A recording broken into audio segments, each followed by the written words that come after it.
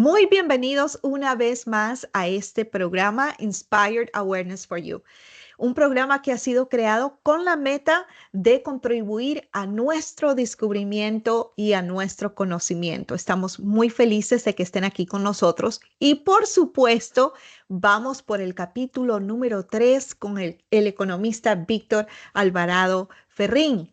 ¿Cómo está, economista?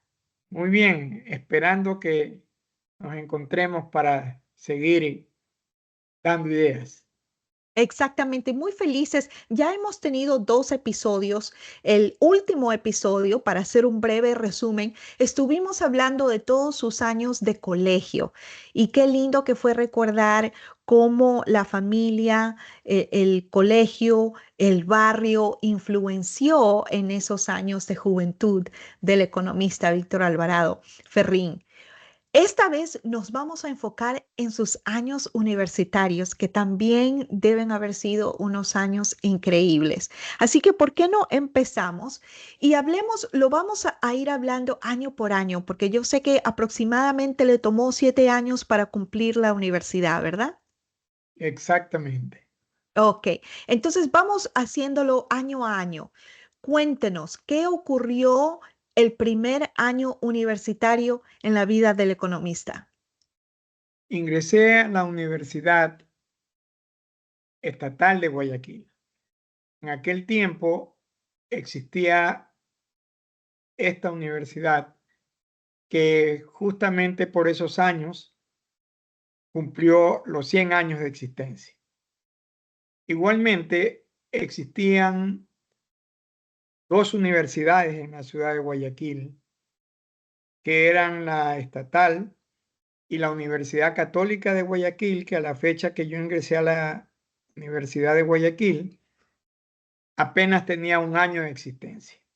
Eso fue en el año En su 1900. Facultad de Economía. En 1966 empezó la Facultad de Economía en la Universidad Católica y 5 o 6 años antes había empezado la Católica con su Facultad de Jurisprudencia.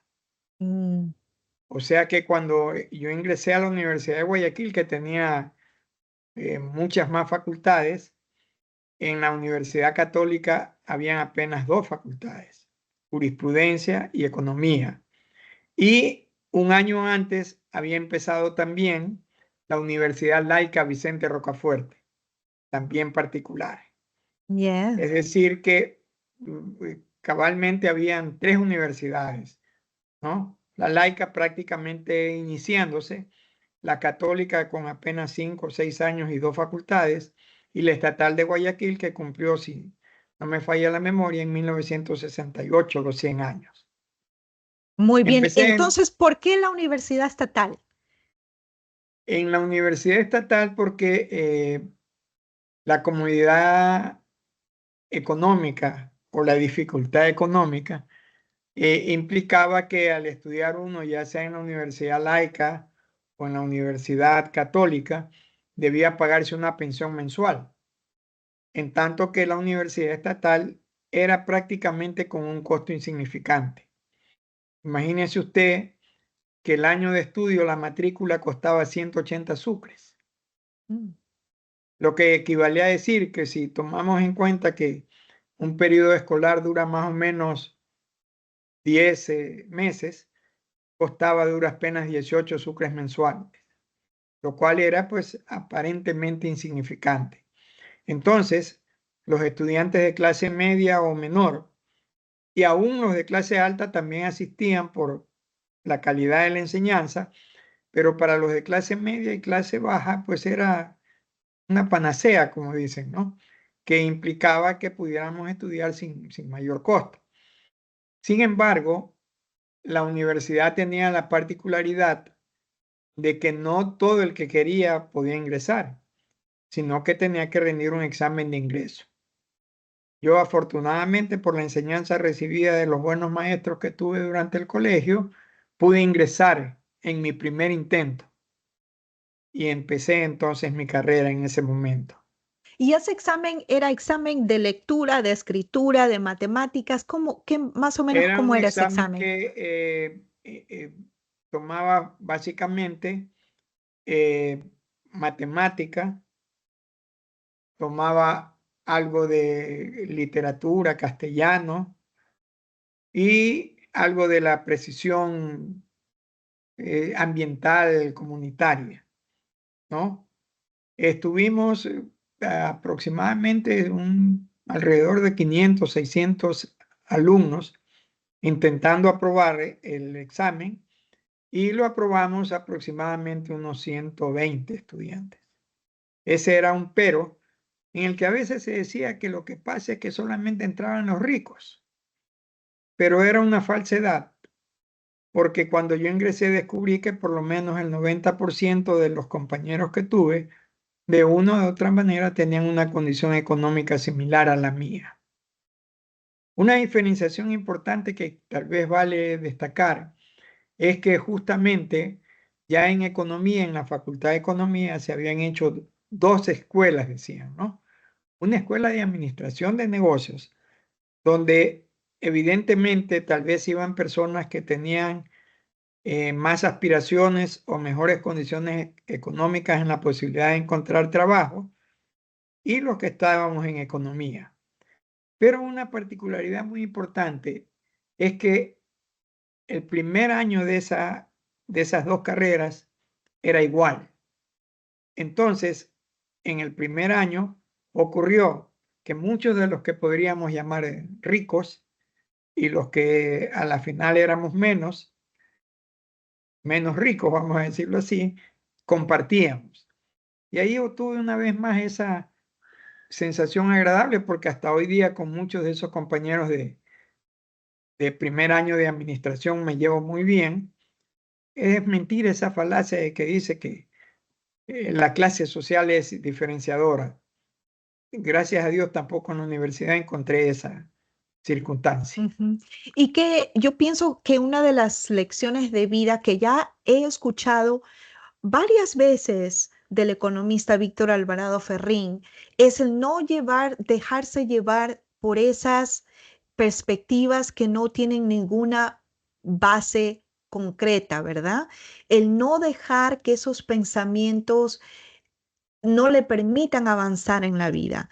Y eso es tan importante porque todo es cuestión de perspectiva, ¿verdad? Así que me da mucho gusto escuchar nuevamente que en esos años universitarios se pudo descubrir que no, que hay mitos y que hay perspectivas que no son siempre correctas o verdaderas. Así es. Y al ingresar yo ya a la facultad, tomé conciencia de aquello que había asimilado en mi etapa estudiantil, especialmente en estas dos fases que yo ya les mencioné, la del movimiento de Cruzada Redentora de Obras Sociales y del movimiento de Schoenstatt. Entonces, fui con la intención de volcar un poco en la universidad esa aspiración de participación e incluso dirección comunitaria. Y entonces me fijé una meta, porque una cosa que es importante destacar quizás este momento es que el que no sabe a qué puerto quiere arribar, no arriba ninguno. Y que por lo tanto entonces era importante, y sigue siéndolo, fijarse metas previas que digan hacia dónde debe caminar uno, hacia dónde debe ir. Y me formé en mi mente esa idea de que voy a ser dirigente estudiantil. Y eso de empezar a liderar durante ese primer año de la universidad, ¿qué lecciones de vida obtuvo? En primer lugar, que las cosas que uno quiere alcanzar debe provocarlas, promover situaciones que permitan de una u otra manera dar a entender lo que uno quiere sin decirlo. Entonces, empecé a asumir responsabilidades que, dada la época, nacían a veces de los profesores, ¿no? Recuerdo que en un primer momento, un profesor, en aquellos tiempos no había fotocopiadoras, no había otras formas de hacerlo sino a través de impresiones. Y un profesor llegó y dijo, aquí hay un material que se quiere imprimir. ¿Está alguien quiere hacerlo? Yo siempre esperaba que alguien levante primero la mano. Cuando veía que nadie la levantaba, yo levantaba la mano y decía, yo puedo hacerlo. Y así empecé entonces en varias actividades a destacarme en el hecho de ser la persona que quería ser, ¿no? O quería contribuir. Y por eso, cuando quizás al mes, a los 2 meses de iniciar las clases, hubo que elegir al presidente de curso, yo fui designado ahí sin levantar el dedo, sino con el señalamiento de de mis compañeros estudiantes. Sí, y qué lección también la importancia de obtener el respeto de las personas que nos rodean, porque una cosa es imponerse como líder y otra cosa es que te pidan que seas el líder. Entonces, qué hermoso, qué hermoso. Movámonos ahora al segundo año. Pasó el primer año, los estudios, me imagino que con mucho éxito. ¿Qué ocurrió el segundo año? Ya el segundo año, después de haber sido eh, electo presidente de curso, empecé a formar parte de la organización estudiantil llamada Asociación de Estudiantes de Economía, ¿no? La AESE, que era Asociación de Estudiantes de Ciencias Económicas. Y fui escogido a sí mismo por la persona que iba a ser presidente. Yo me vinculé originalmente a la tendencia, a la última tendencia, vamos a decirlo así, de derecha, que dominó el organismo estudiantil, ¿no? Recuerdo ahí a un excelente profesor y amigo llamado Carlos Cortés Castro, ¿no? Que había sido presidente mientras yo fui estudiante de primer año y que en segundo año sugirió mi nombre a otro economista que respeto mucho, ambos ya se fueron, Raúl Carrión Castillo, que me incluyó entonces como vocal por los primeros años, por primer año, ya segundo prácticamente, porque ya fue en segundo que formé parte de la asociación escuela en la dirigencia y empecé entonces en esa actividad estudiantil. En segundo año, asimismo, ya fui ayudante de cátedra, justamente con un economista que sin yo saber lo que iba a deparar el futuro, era el tío de mi esposa Lilia Muñoz Romero, el economista José Romero Montiel, que me escogió como profesor, como ayudante de cátedra en los cursos preuniversitarios, porque para ingresar a la universidad había la alternativa de hacer un curso preuniversitario o presentarse directamente al examen. Yo hice inclusive el curso preuniversitario y fui luego entonces ayudante de cátedra del economista Romero. A la sazón y hasta hoy día que gracias a Dios vive pues mi tío político. Qué ¿Ya? lindo. Entonces, ese segundo año formó el inicio de la integración a la asociación estudiantil, no solamente al liderar el curso, El- el el- grado, como le decimos, sino también a convertirse en líder estudiantil. Entonces, vamos al tercer año. ¿Qué ocurre en el tercer año? ya en el tercer año empezamos a formar un grupo estudiantil ligado con los pensamientos de izquierda, digamos, ¿no? Entonces yo empecé a participar porque como que en aquellos tiempos empezó a perder eh, simpatizantes la tendencia de derecha.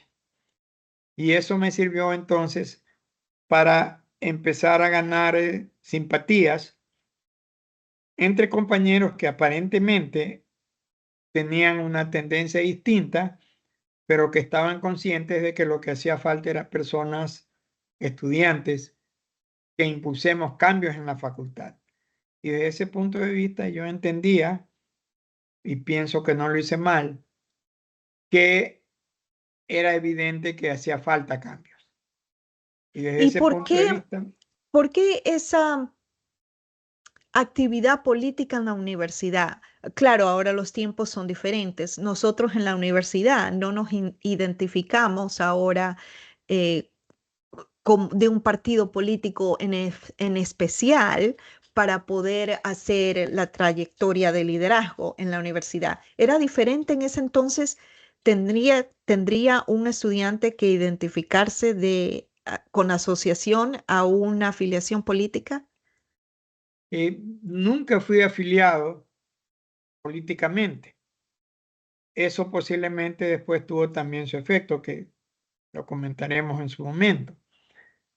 Pero lo que yo entendía y sigo entendiendo, hasta por ese espíritu vendedor que pienso que debemos tener cada uno de los seres humanos, que lo que no se muestra no se vende. Y que por lo tanto entonces, haciéndome notar, yo iba a conseguir que alguien se interese en el producto. Y por lo tanto, partiendo de esa concepción, es que entonces los estudiantes que estaban en la actividad política no tenían tanto interés solamente en que uno fuera o no un afiliado, sino de que uno pudiera o no contribuir a las ideas que se hacían necesarias. Eso entonces me llevó a ser considerado por esa tendencia ya en sus listas de dirigente estudiantil. Ok, o sea que la política estaba ligada a la vida universitaria de ese entonces. Sí, y hoy día, por lo menos en la Facultad de Guayaquil, ya no se nota mucho, pero en aquellos tiempos, que eran tiempos relativamente de cambios, ¿no?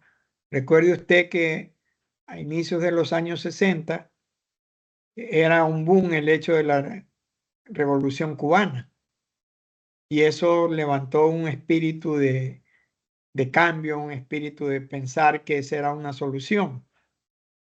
Y por lo tanto, entonces, la política era una parte activa, una acción activa en la actividad universitaria. Ujú. Vamos entonces, ya en el tercer año empieza a continuar con esa actividad de liderazgo. A lo largo de la vida estudiantil tengo entendido que también la universidad tuvo que cerrar sus puertas por un tiempo. ¿En qué año ocurrió eso? Ya, eso ocurrió justamente en el año 69. O sea que en el lapso del año 69, la Universidad de Guayaquil fue cerrada. ¿Y eso fue en qué año de universidad? ¿En el segundo o tercer Estábamos en año? tercer año, En estábamos ya tercer por año. empezar tercer año. Es Sí, decir, entonces conversemos un poquito sobre eso, ¿verdad? Porque es importante, todo un año cerró la universidad estatal, tengo entendido. sí, todo un ¿Cómo año. afectó eso ese tercer año?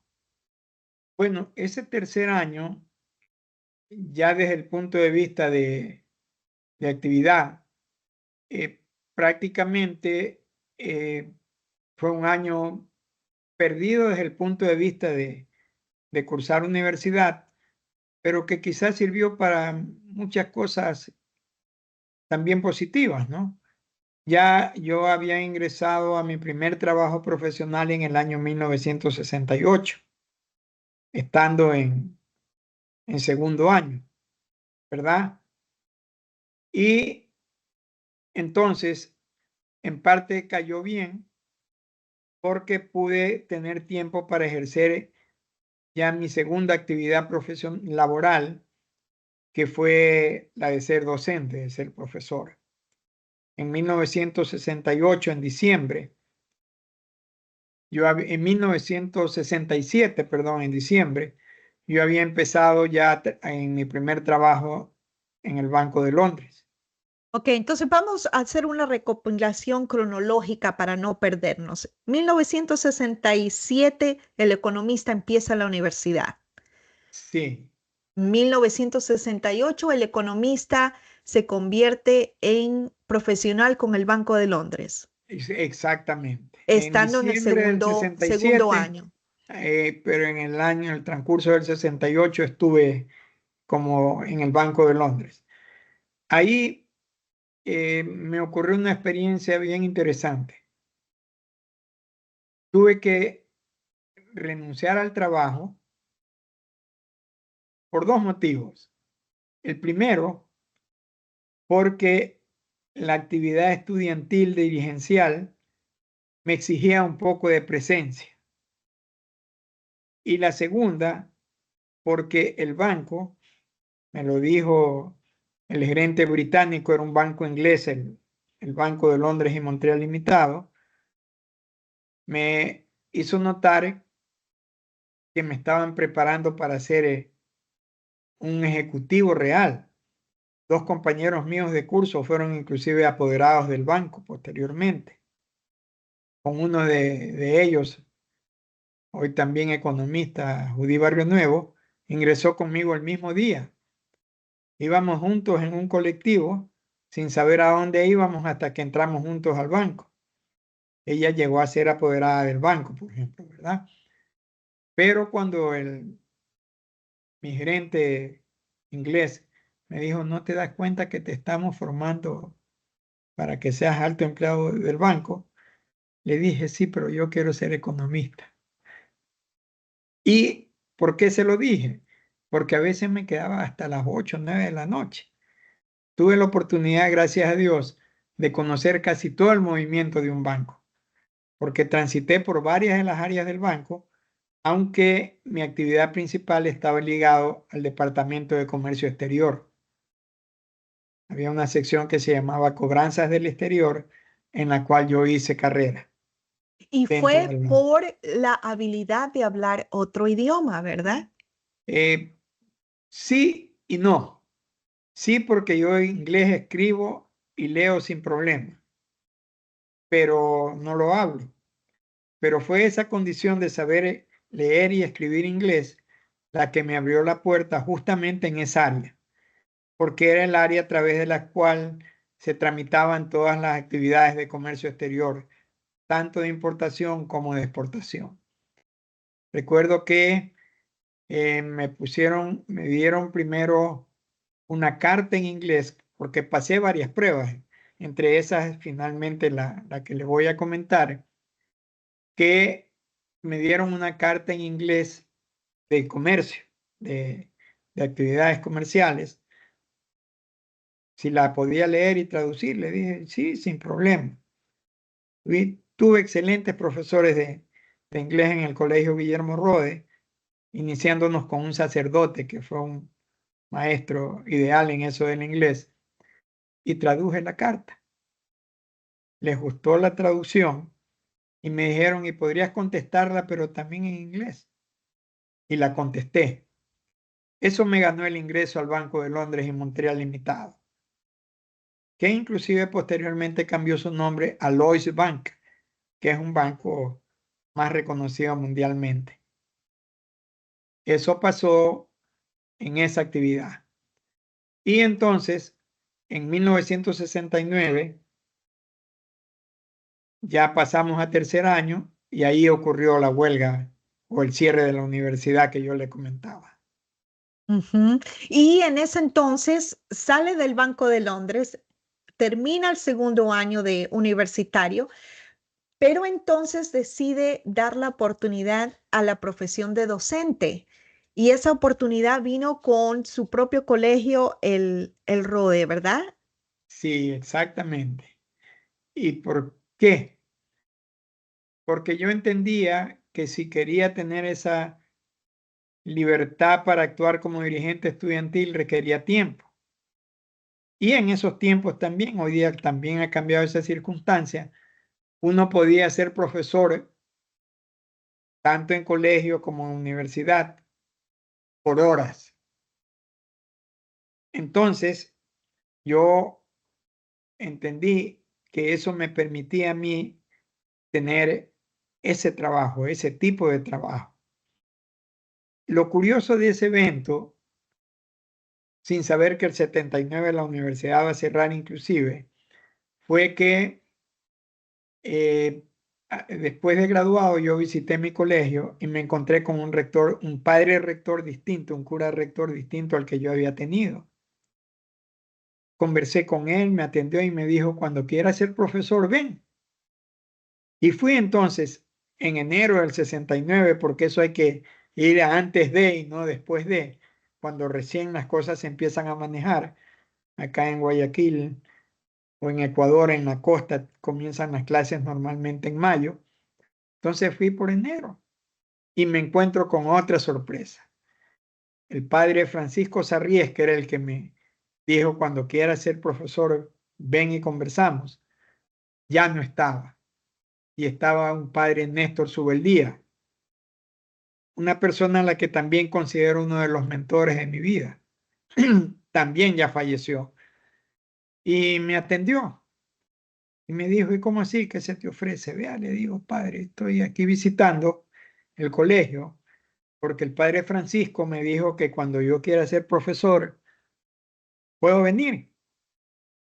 Y el padre Néstor, que era una eminencia, fue hasta presidente de la Asociación de Educadores Católicos, me dijo, ¿y quién te ha dicho que tú puedes ser profesora?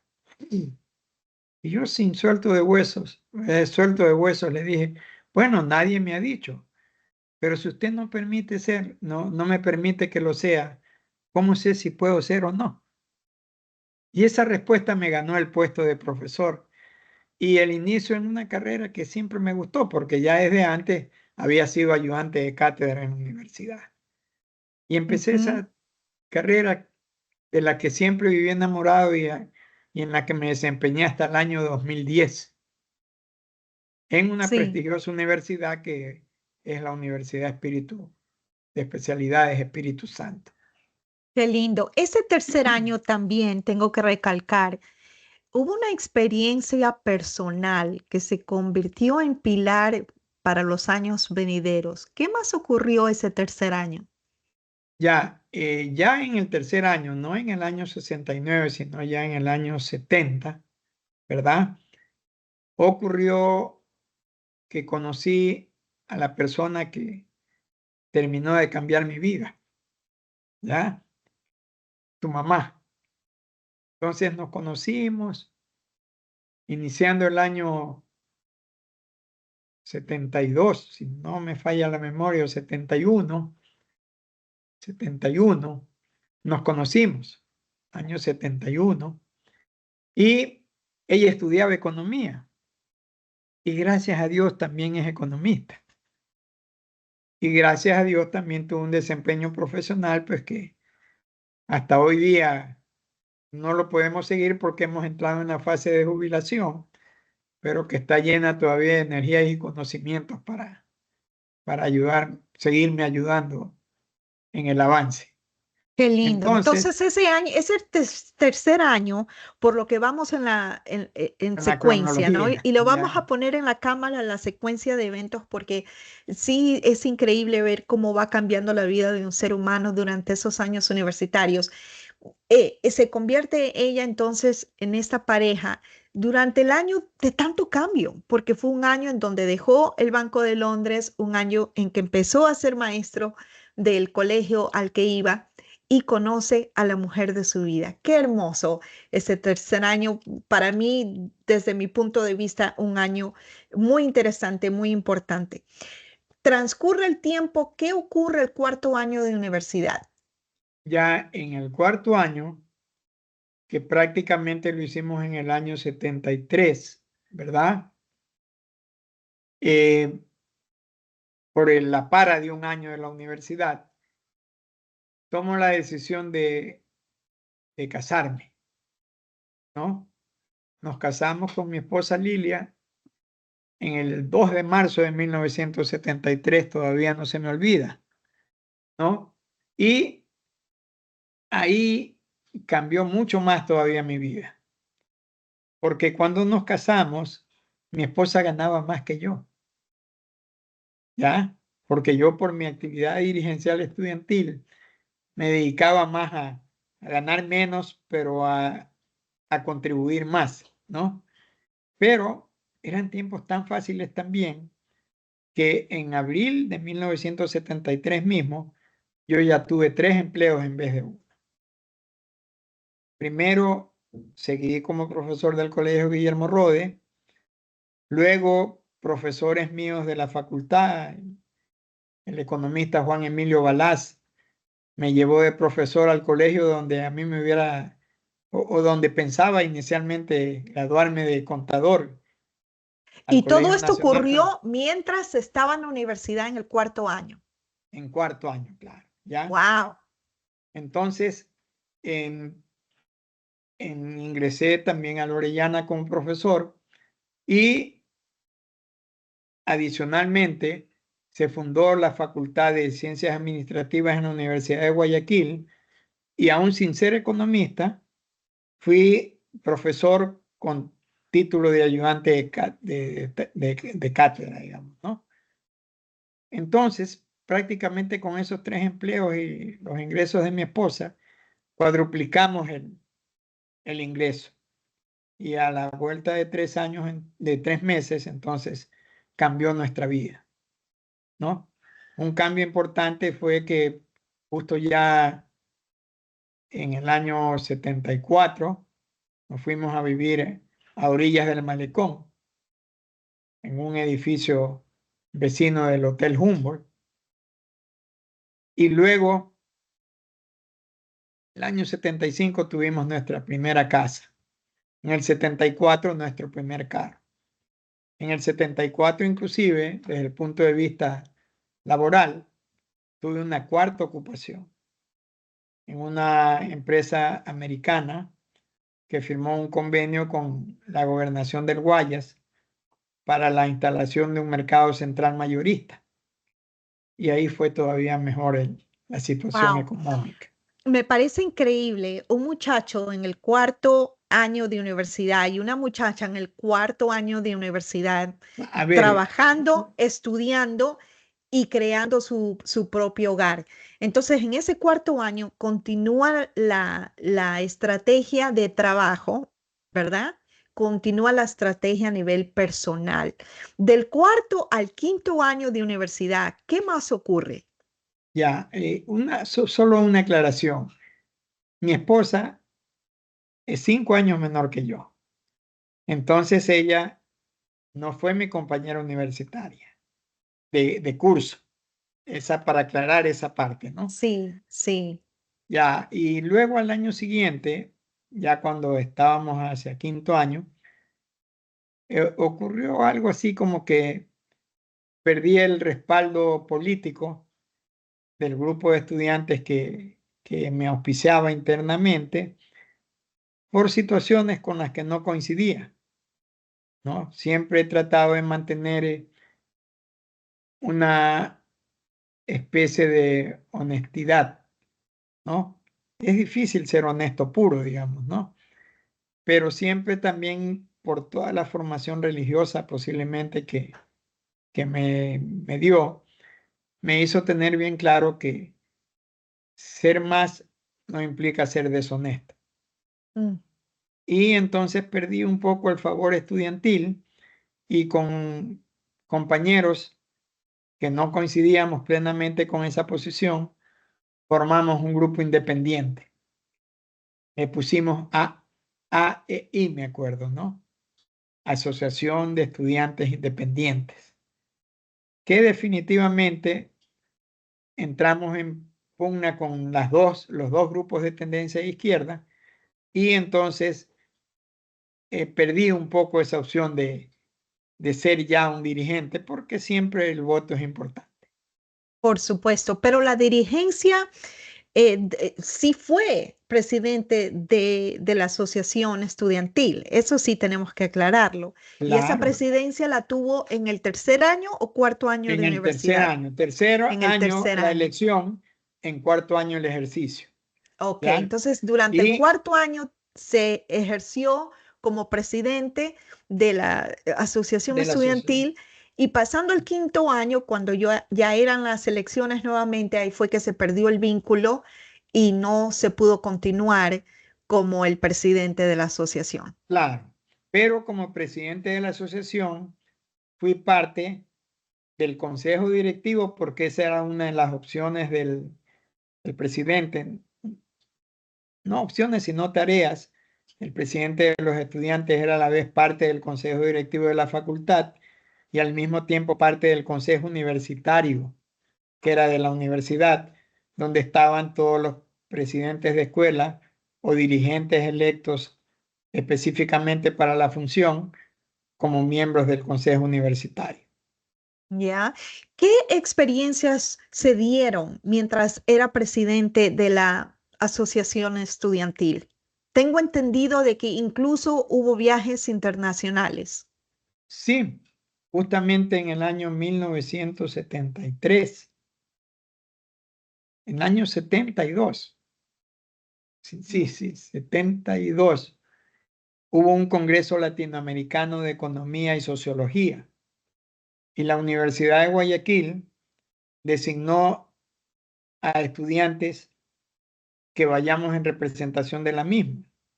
Y tuve yo la suerte de formar parte de una delegación, que fue muy bonita y muy interesante, porque por la situación universitaria tuvimos que ir de Guayaquil a Santiago de Chile en transporte. La universidad contrató un transporte que nos llevó a Santiago, estuvimos con el transporte en Santiago y volvimos en el transporte a Guayaquil. Y tuve la oportunidad de conocer, pero casi bastante bien, todo el trayecto que va de Guayaquil a Santiago por tierra. Conocí de Trujillo, de Perú, Tumbes, Trujillo, bueno, se me van hasta los nombres, ¿verdad? Pero toda la costa peruana y la costa chilena, con ciudades tan importantes como Arequipa, Arica y Antofagasta, por ejemplo. Interesante, bonito. Y en Chile, eso lo amplié en el año, lo había ya recorrido en el año 68. También en ese viaje que nos fuimos por el movimiento de 80, que creo que yo se lo comenté, también nos permitió llegar hasta el sur de Chile, inclusive. Entonces, Claro. en esa, Y de eso vamos a comentar en un momentito. Mantengámonos enfocados en los años estudiantiles, porque sí me gustaría hablar un poquito más de la influencia de Schoenstatt durante todos estos años.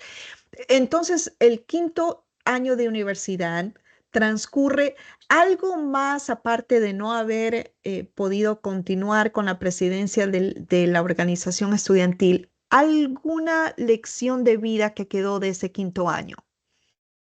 bueno, de ese quinto año, lo que puedo dejar como lección de vida es el hecho de haberme integrado en el trabajo que obtuve en 1975 en la Corporación Estatal Petrolera Ecuatoriana, un organismo creado por la dictadura militar de aquella época acá en Ecuador, donde fui nombrado coordinador regional de comercialización y me tocó manejar todo el traslado de las gasolineras que eran abastecidas por CEP, por Anglo o por Gulf, que eran compañías extranjeras y que fueron abastecidas por CEPE.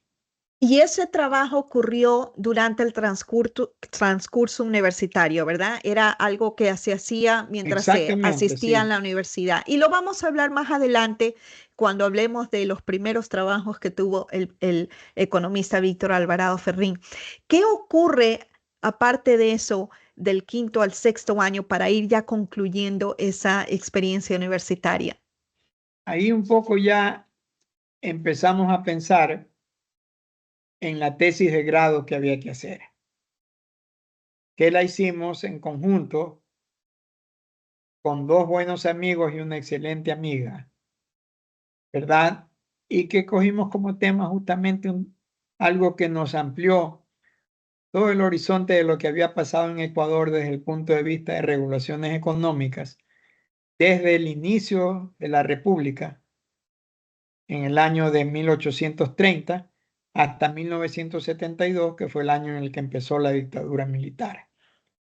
Eso me abrió un amplio panorama de qué es lo que ha pasado en el Ecuador a lo largo de los años, desde el punto de vista de todas las regulaciones y leyes económicas que los gobiernos distintos ejercieron. Lo que me dio a la vez una amplia dimensión de cómo había sido la actividad económica en Ecuador a lo largo de todo ese tiempo. Wow, increíble. Qué ganas de poder leer esa tesis el día de hoy. La voy a revisar porque está en Sí, la biblioteca de la casa. sería increíble poder revisarla y comentar sobre la perspectiva de ese momento en la vida del Ecuador, económica del Ecuador, que me parecería fabuloso. Entonces se prepara la tesis, se trabaja en la tesis, es un trabajo en equipo, la graduación de la universidad. ¿Estaba en ese momento trabajando para CEPE o tenía algún otro trabajo? Bueno, ya cuando trabajaba para CEPE, prácticamente tenía era adicionalmente las clases universitarias, ¿ya? Tuve ya que renunciar al Guillermo Rode, al Colegio Nacional Francisco de Orellana, y básicamente me quedé con ese trabajo, con el de la Universidad Estatal en la Facultad de Ciencias Administrativas, y me vinculé también a la Universidad Católica como profesor. Increíble, increíble. Viene la graduación, concluyen los 7 años, pero hay una parte muy importante en todos estos años y muchas gracias. Lo vamos a poner en la pantalla en el orden cronológico para que todos podamos darnos cuenta de la trayectoria del economista, porque es a veces difícil mantenerlo en orden, ¿verdad? Mientras lo vamos platicando. La vida espiritual, personal, durante esos años fue muy importante y estuvimos conversando fuera de cámara sobre Cross y sobre Schoenstatt. Entonces, ¿qué nos puede compartir el economista sobre la influencia de estas organizaciones durante los años universitarios? Esa influencia fue vital en dos dimensiones.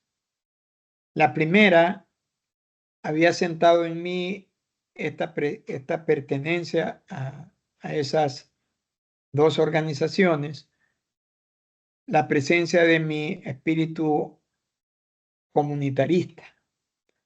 Por lo tanto, entonces, eso pude yo ejercitar durante mi dirigencia estudiantil y luego a lo largo de la vida.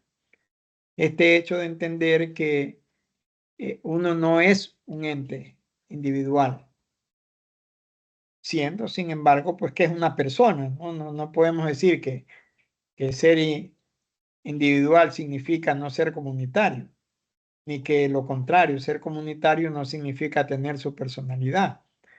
Pero evidentemente estar en grupos de esta índole sentó en mí eso y me sirvió. Y adicionalmente, como también creo que ya lo dije en un momento dado, pues, mi convicción de que plenamente los caminos de Dios están escritos y que lo que uno tiene que hacer es descubrirlos.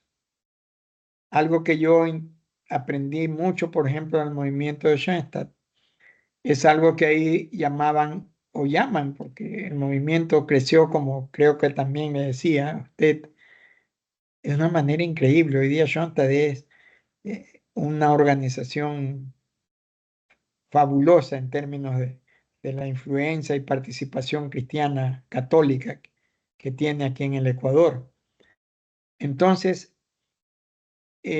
suelo decir que los caminos de Dios están abiertos y ahí teníamos lo que llamaba el movimiento la ley de la puerta abierta, que decía pues que tú tienes que estar atento a las puertas que Dios te abre y aprovechar cuando la puerta se abre, no cuando la puerta se cerró. Ayer en nuestra charla anterior, usted mencionaba clarito algo de que uno tiene mejor dicho, que la única pelea que no se gana es la que nunca se hizo. Algo así, ¿verdad? Y es en efecto eso. Nadie sabe lo que pierde hasta que no intenta lograrlo, que es como yo también lo entendí a través de esta participación ahí un poco más por la influencia de Schoenstatt, porque esa fue más objetiva desde ese punto de vista. Qué La lindo. experiencia de Cross, sin embargo, creo que me formó a mí para ser el dirigente estudiantil que fui en los tiempos en que lo hice. Qué hermoso. Yo veo muchas lecciones de vida y nuevamente el espíritu del economista Víctor Alvarado mientras escucho cada una de las etapas de su vida, como quisiera que el público escuchara aún más de las historias que uno escucha, ¿verdad? El poder poner prioridades en la vida, el ponerse metas, el manejar su tiempo.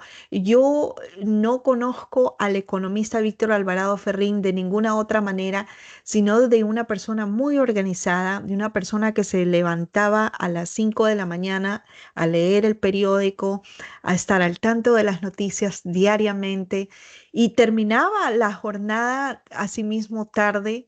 La concluía tarde todos los días, pero siempre se sentía ese empeño por compartir conocimiento, que siempre lo tuvimos muy presente, y de avanzar, de ayudar a la sociedad, ayudar al avance de la sociedad. Y escucho yo su narración de esta vida universitaria y sé que hay mucho más que vamos a descubrir en nuestro próximo capítulo.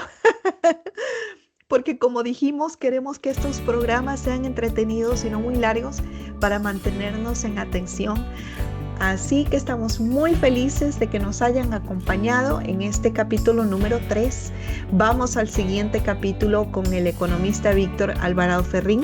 Economista, muchísimas gracias por haber estado aquí con nosotros. Esperamos vernos pronto nuevamente. Será un inmenso placer seguirnos viendo. Muchas gracias.